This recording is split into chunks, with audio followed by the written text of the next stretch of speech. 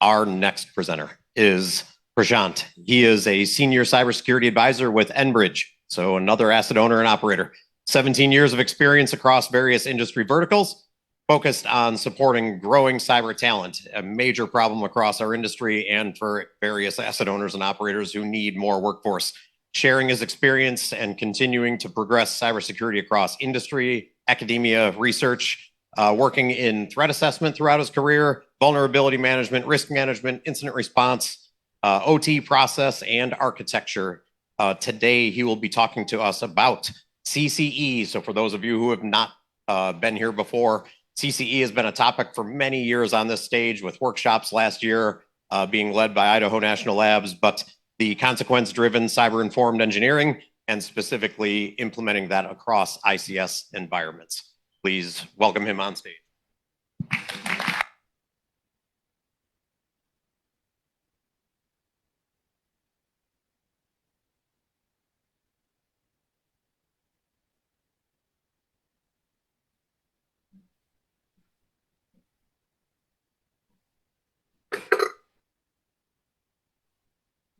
All right. Good afternoon, cyber defenders.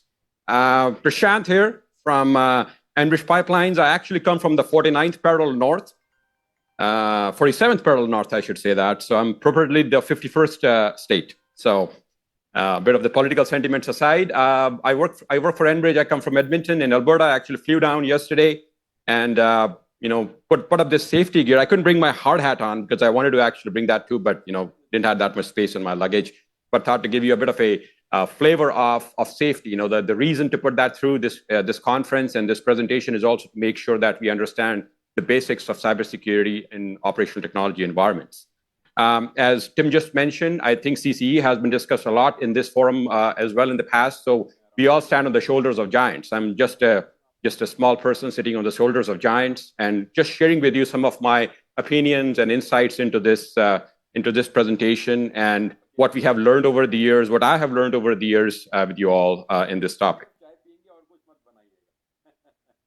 So had a quick introduction already. Critical infrastructure exploited. What are we missing? So we all know, and we have been cyber defenders and practitioners in this area, in this field, the offense and the attacks have not been diminishing. They have been going on for a while. They'll continue to go on. As somebody mentioned as well in the AI talk in the morning, by machine speed, it's going to go ahead as well in the operational technology space as we continue to get into this environment. Some of the attacks in the industry in the past, the Triconic sys malware, which happened to attack the Saudi Aramco. I'm sure some of the practitioners in this field may have been involved in some incident response of that nature, or in other critical infrastructure attacks over the past. So we see attacks from a cyber perspective, where the root causes come from an IT side, or from a human being, or from a people or a technology standpoint.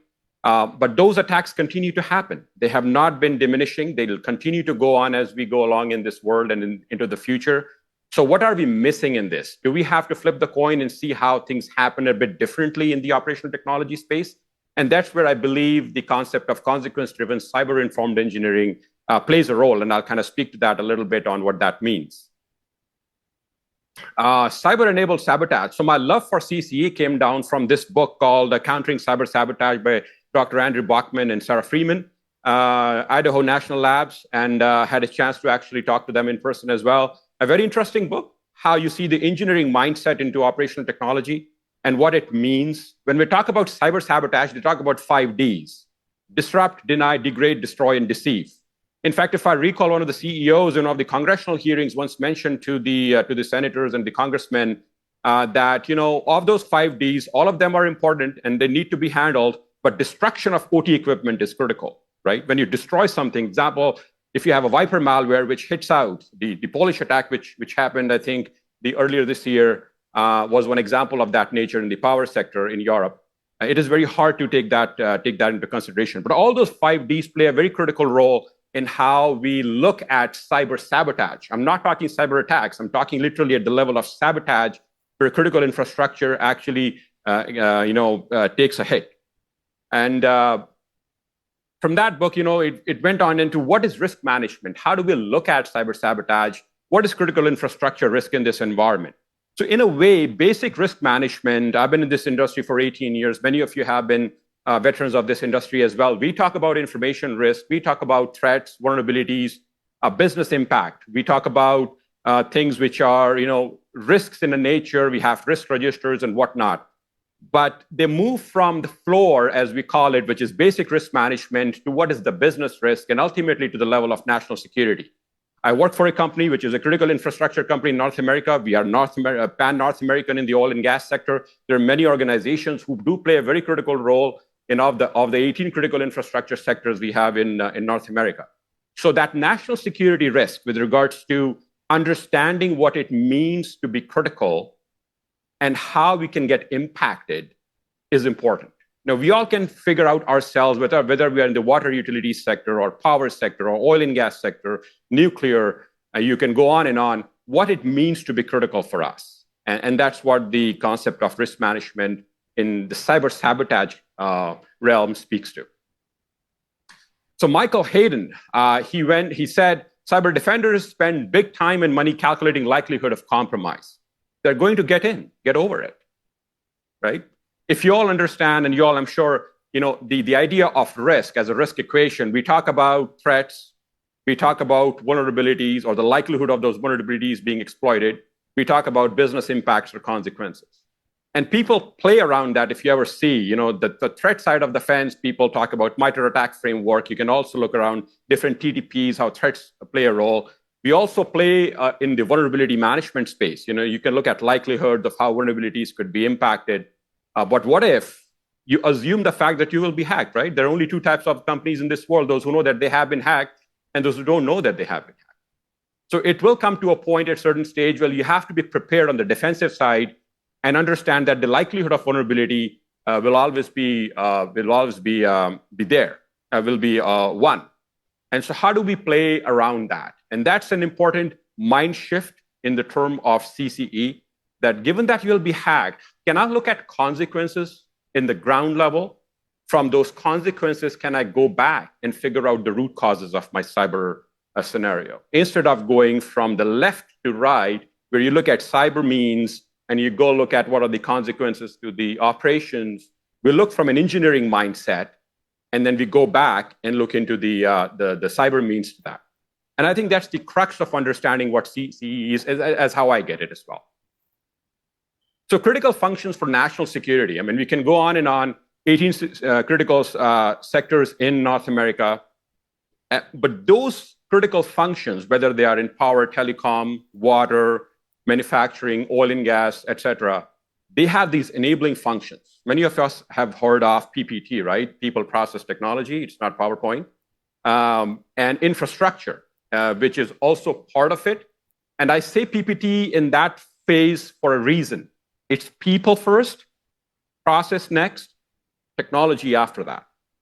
And then comes the infrastructure part, which is also important. These act as enabling functions or fundamental pillars on which these critical functions reside. End of the day, those critical functions could be telecom, they could be power, they could be oil and gas, they could be manufacturing, water, you name it. But they ultimately live on the shoulders of giants. We all are giants here, right? We all work in this industry. We know that people is important, the process, technology, and the infrastructure aspect of it. An example of that, I come from the oil and gas sector. This is called a compressor station. A compressor station, I had a prop here, in fact, is basically you have, it's a kind of an enabling function. You have a pipeline going. When gas comes through a pipeline, it actually expands. That's the idea, that gas always expands. These compressor stations are basically turbines which compress the gas, push it forward, compress the gas, push it forward. These are enabling functions on a pipeline which actually lead to the final delivery of gas at the rear end, from the source to the destination. So this enabling function of these compressor stations, as an example, leads to a critical function, which is delivery of natural gas to either a power plant or to a delivery point out there. Now, the idea of having these critical functions, these enabling functions, is that adversaries are going to go after them. Imagine for a moment you have a compressor station, which is a single point of failure in your natural gas pipeline system. If your compressor station goes down, you can't flow gas north of that compressor station. That is the idea when you look at these critical choke points where CCE can play a very, very important role. An adversary always exploits your enabling functions, and it will impact your critical functions thereon. Now, those enabling functions could be, as I mentioned, people, process, technology, and infrastructure. What I just showed you in the previous slide was infrastructure. That was a compressor station on a natural gas pipeline. We can also look at the people side. We can also look at the technology side and the process side of things. So the CCE's basic assumptions goes such as an adversary will always know what you know about your own system. To know about your technology being used in your own environments is not hard for nation-state actors, right? Russia, China, North Korea, Iran, anybody, they have enough manpower, money, resources to actually prepare and know the technology which you have in your own environments. It's not hard to know whether you're running a Rockwell or a Siemens or a Schneider or any technology. I mean, a simple operational intelligence can actually give you that information. But an adversary will be resourceful enough, they can mimic the technology which you use in your own environment, but they may not know how you have implemented that. I'll come to the next slide. That's what's called the defender's advantage. Anyway, the adversarial methods which adversaries use are not purely network-based. We had some talks in the morning here. We just talked about previously on AI. AI goes in past the air gap. It is, it's not a network-based attack. You can use USBs. You can have people which pass that boundary and they can bring it that kind of an attack scenario, right? So service providers, vendors, people, and network-based attacks. Some key ways where air gaps have been compromised now, and these attacks can actually come into your environment. Adversaries can use that. There have been examples, Stuxnet, if you recall, long time back, purportedly it was used through a USB as a vector to send that information out and create that scenario in the Iranian centrifuges long time back. So these adversarial methods, nation-state actors use. They know that you can be compromised. Volt Typhoon is another example where you can have situations where telecom networks can be infiltrated by Chinese threat actors, for that matter.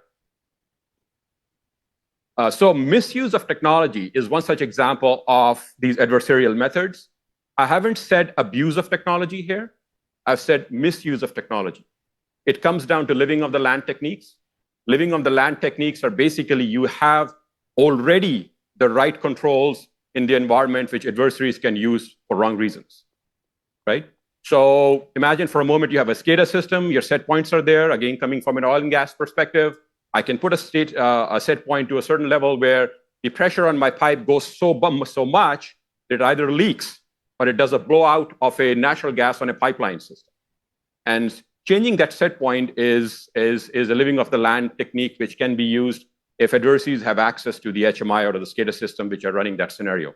So some examples there, you have forcing a firmware update, stop changing batteries, open breakers, delete backups. These are standard capabilities already existing in the environment which adversaries can use as a misuse of technology to impact your enabling functions, to keep that in mind, to ultimately lead to impacting a critical function, which is the delivery of either gas or power or whatever we are in the industry for. One of the examples of a misuse of technology was the Ukraine attack in 2015-16, which Russia did on the Ukraine system. It is a YouTube video. I have seen one where actually the cursor goes on the HMI and it is opening the breakers on the power system. Pretty interesting. Like if you have access to the system, they can go after those living of the land techniques to actually impact your critical function and your enabling functions and ultimately lead to that compromise. The Unitronics HMI attack is another such example of cyber avengers from Iran going after the Israeli manufacturing system and doing that. So I really like this code. Now, those who fail to learn from history are condemned to repeat it. Have we learned from what's happening in the Ukraine situation at the moment? And into the future, it is, we always, as I said, stand on the shoulders of giants. We learn from history so that we don't repeat it into the future. And there are many examples of such scenario in the industry. And I think as cyber defenders, we can all agree to that we learn from those case studies, which as Tim mentioned as well, over the course of this summit, we'll learn as we go along. Unverified trust is another example of how these adversarial methods can go into, right? So you can have different reasons. You have process audit, firmware updates, contractors, you have access to the system, third-party printing services, an example which was given, maintenance and support of vendors. These are examples by which unverified trust gets into our environment. And this is also another way of going after and breaking the air gap boundary. Again, there's nothing air gapped at this point in time. People, USPs, they go in and they have access to the system. And that's how you have this unverified trust in the system, which can be compromised or misused as well. An example of that was the SolarWinds supply chain hack, a very well-famous published hack which happened in North America. And again, it was a very interesting one, right? Which went after the SolarWinds system. And then there was a third-party compromise, which was pretty interesting as we went along. So the idea of misuse of trust, living of the land techniques, the use of third-party vendors, service providers, as they go into our environments, we need to understand that these methods by which adversaries can come in, we call them system of system analysis, as I'll talk in some future slides, is how these hacks can happen into your operational technology environments. So what is the solution? Up until this point, I have been talking about what is critical infrastructure, what are enabling functions, how those enabling functions can be compromised to impact critical infrastructure. We talked about living of the land techniques. We talked about how adversaries can go into the environment, which are not purely network-based hacks. So what is the solution? So some of the assumptions of CCE, and I'll come back to the solution of it, is a defender's advantage, which it is a very interesting anecdote there, which actually hit me hard when I was going through this concept in a way, and made me learn something about this way of looking at things. So the adversary will always know at least as much as you do about your own environment, but they may not know how you have implemented the technology in your own environment. Think it for a moment. Let it sink in for a while, right? I can run a Rockwell, a Schneider, a Siemens, or whatnot, and the adversary can also know that these technologies are being used. But my way of running a Rockwell may not be your way of running a Rockwell. I'll have a different way of how I've handled, architected that environment versus how my competitor or other people doing it. And that's a domain knowledge which I have access to, which I know. I could have a compressor station, which is, for example, which is a dual architected. So if I'm running a pipeline here and I have another architecture where I'm running here, this is something which an adversary may not know unless they're too deep into my environment, knowing how it is architected. Both can run a Rockwell in there, for example, but then if this gets compromised, it's not a single point of failure because I also have a bypass and I can run compressor station where I can send the gas out into the other side of the fence. So this way of how you handle and architect the environment is something which we as cyber defenders, we as technology companies, or the way we do our function, we know. And that's the perfect knowledge. How you know about your technology being implemented is key. And I think that helps if we understand that, we understand our environments. And that's one reason if I wish I had a hard hat and I had a safety vest, go onto the floor level, go onto the field site, talk to the techs, talk to the engineers, understand what goes on in the environment. So what is CCE? Consequence-driven cyber-informed engineering. It's a methodology to guide organizations to identify catastrophic events. As I talked about national security and the risk management around that framework. The CCE process, in a very nutshell, is phase 1, phase 2, phase 3, phase 4. You have high consequence events, and high consequence event could be, you have a gas blowout where there's a population center, and it could lead to a fatality for that matter. So that could be a high consequence event. System of system analysis, which are paths by which that high consequence event can be realized. When I talked about adversarial methods, I talked about network-based attacks, people, process, service providers, misuse of trust and zero trust or misuse of technology for that matter. These are system of system analysis, paths by which that can be done. Number 3, do I have consequence-based targeting? Are there threat adversaries out there or actors who are actually using or have the right knowledge and the skill sets to be able to create that consequence in my environment? And then the last one is mitigation and protections. Engineering controls which are baked into my system, which I know as a perfect knowledge, as I mentioned from an assumption before, where they can be saved. So that's an interesting way how you look at it for a moment. You look from an engineering perspective, you look at the consequences on the system, because operational technology is our business. IT supports it.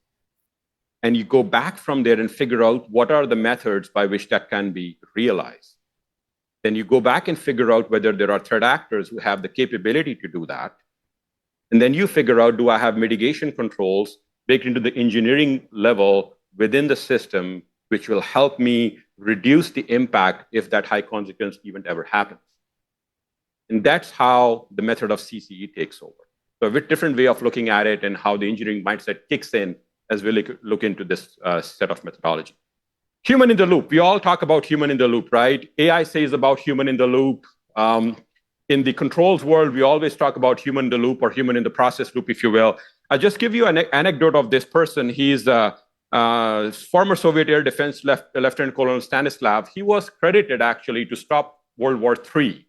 So if you ever go check it out, when World War III were in the height of the Cold War, there was an aberration in the sky where their alert systems in Russia figured out that there are some ICBMs which have been sent over from USA towards Russia, which was actually an aberration. It was not the case. All their systems in Russia figured out and they said, no, ICBMs are coming towards them. But this guy was human in the loop. He not only did not rely on only one or two alert systems, he fanned out to other systems in the environment and say, hey, Navy, Air Force, other system, do you see that thing coming out from US towards me? And they said, no, we don't see that. Only your systems are alerting that there is an ICBM coming towards you. So what it tells out is that he validated across different multiple verticals, and he made that call within literally 5 to 10 minutes, if I recall correctly, because you don't have a lot of time during that time to make, to wait on your leaders to give you what you got to do. You got to do what you got to do. So you have to make a decision at that point. And he made that decision not to retaliate back, which ultimately came down to that it was an aberration in the sky from a sunlight, which actually hit the alert system. Then it felt like 4 to 5 ICBMs were coming towards them, which was not the case. So human in the loop is always critical, will always be critical. I think Rob Lee made a very good comment previously as well. AI is at one level, but physical process will always remain, right? Welcome to the world of physics. It will always remain that understanding of how you control your environment, know your environment, and physics will take over. So that's a critical piece in the field of CCE as well. Engineered mitigations and protections. When I talk about phase 4, I talked about engineered protections. To give you an example, I have this prop here. You have a pipeline and you have a valve system here, right? I have the flow of natural gas or oil for that matter going through this. One of the consequences of a leak of an oil is a leak or a natural gas in an overpressure system, which can actually do a gas blowout. Now, if I have a valve here, and those who have practiced in this industry as an example, you can actually create manual valves to stop the process, to actually stop the pipeline, or to create a bypass, if you will.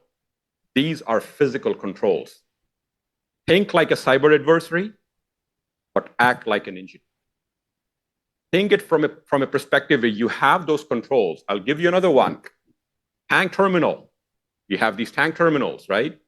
If there is a set point which says, hey, it'll blow out the oil and it'll flow it down so that there is a leak around the area, but we can create environmental boundaries where the leak only remains contained in that portion, as an example. And that is an engineered control around it. There are many such examples in the industry. We have pressure relief valves, we have motor overload relays. So think it from that perspective. When we look at the consequences, can we make sure that we have these controls in place which can help us reduce the blast radius of that consequence in the environment? And that, for me, I come from a physics background a long time back. It hits hard when you look at the engineering mindset and figure out things can happen. So that book which I talked about is a very good read. There are other ones in the industry as well in that space too. So some key takeaways from you all from the SANS conference, as the SANS promise says, right? So the adversary is targeting critical functions, and how do we deliver them? Again, go back to your environments, talk to your engineers, put up a hard hat and a safety vest, go to your field sites or your plant floor and understand the process. Understand those controls which are engineered into the process. Figure out those paths by which those processes can be compromised, whether there's misuse of trust or unverified trust or third-party vendors or contractors, USPs, AI for that matter, system analysis as I talked about. Then figure out if you have adversaries in that space who can actually do that. Again, this is a budding field. There are adversaries who hit that space, but do they have the real capabilities to create those high consequences which could be impactful to me? And then what those engineered controls are, which will at some point in time can save my bacon. Because when, as they say, it's hard and shit hits the fan, you got to know that those controls are going to save you. Because at some point, cyber defenses may fail. And that's where physics takes over and you think like an engineer and create that reduction in your blast radius for that matter. The adversaries may know what your systems are, but not necessarily how they're uniquely implemented. The advantage is you have how the technology has been implemented in your own environment. Do you have the architecture diagrams? Do you know how your systems are architected so that they can create the kind of redundancy in the environment? And then always protect your data. That is more from an AI perspective, I would say, but that is key too. So in a nutshell, that's my presentation. I had some references from Idaho National Labs, from Andrew Bachman's YouTube video, etc. But thank you for your time. I hope it was informative and it was helpful. Open to any questions if you may have.